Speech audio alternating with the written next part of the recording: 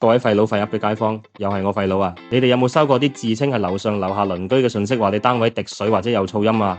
千祈唔好覆啊！呢個係最新款嘅偷心騙局，由假投訴開始到識友，最後呃你投資虛擬貨幣，成個過程精彩過 TVB 劇集。話說星島有個記者早排收到個自稱葉子嘅女仔信息，話住跑馬地雲輝大廈13樓，投訴記者單位有噪音，仲話透過管理處拎到電話號碼。記者心諗冇咁嘅事，覆返話佢搞錯。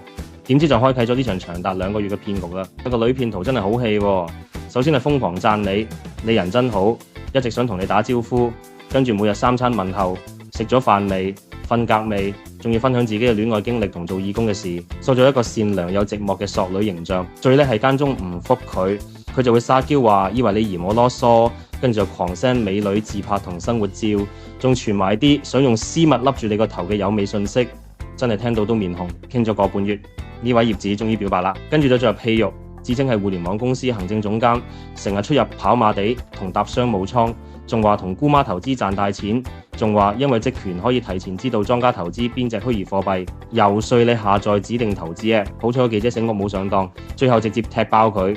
點知個騙徒即刻反面鬧記者玩弄佢感情。廢佬，我覺得呢，而家啲騙徒真係與時並進，由以前猜我係邊個升級到假鄰居真識友，成個過程分3個階段。第一階段係製造機會，用投訴做藉口拎你電話；第二階段係建立關係，用溫柔攻勢同識友令你放下戒心；第3階段就係收網，引你投資虛擬貨幣。其實無論劇本點變，最終目的都係呃你錢。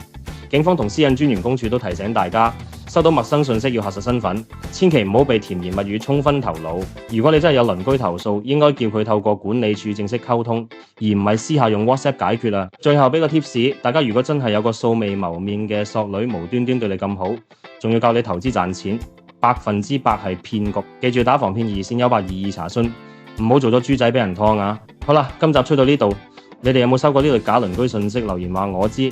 記住 like 我 channel 同訂閱埋我廢佬，下次再同你廢噏，拜拜。